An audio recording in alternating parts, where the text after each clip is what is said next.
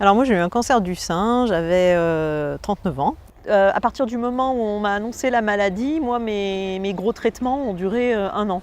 Ma maman m'a dit plusieurs fois, c'est pas à toi que ça aurait dû arriver, c'est à moi, c'est pas normal. Elle faisait tout un tas de choses pour ne pas montrer qu'elle en souffrait, mais je voyais que des fois elle était au bord des larmes ou alors qu'elle dissimulait, ou voilà. Ça c'était très dur pour moi, oui. On a donné un nom à la tumeur avec les enfants, donc c'est comme ça que c'est devenu Krabvador, parce que j'avais envie de tourner un peu le cancer, bon voilà, le tourner un peu en dérision, le rendre ridicule.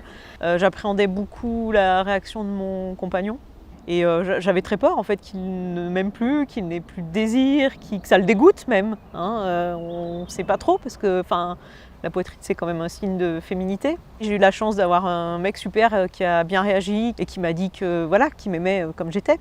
Et c'est chouette.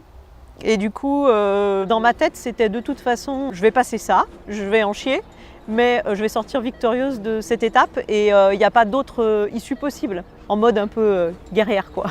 Au départ, quand on m'a annoncé que j'avais un cancer, je me suis dit, bon bah voilà, pendant 1 an, je vais avoir des soins, et puis je vais reprendre ma vie d'avant, et puis voilà. Sauf que non. Non, je crois que c'est pas possible, parce que de toute façon on a changé. J'ai plus envie d'avoir ma vie d'avant, parce qu'en fait je me suis redécouverte, je crois. On va puiser en fait des choses en nous qu'on pensait pas avoir en fait, pour passer les traitements, pour passer tout ça. On est différent. Après, moi j'ai envie d'autre chose maintenant, voilà. Et je me sens plus. Je vais pas remercier le cancer, parce que ça serait peut-être un petit peu aller loin quand même, mais quelque part, je me suis retrouvée plus moi, vraiment plus moi, ouais. Je sais pas si c'est compréhensible ce que je dis. Ça vient instinctivement, je crois. Je pensais pas que j'étais si forte en fait. Alors il y a quelque chose qui m'a vraiment touchée. Alors c'est pas tant pendant la maladie, c'est un petit peu après.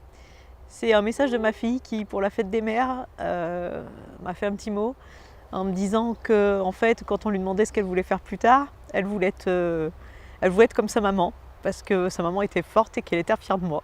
Et ça, c'est quelque chose qui m'a beaucoup touchée.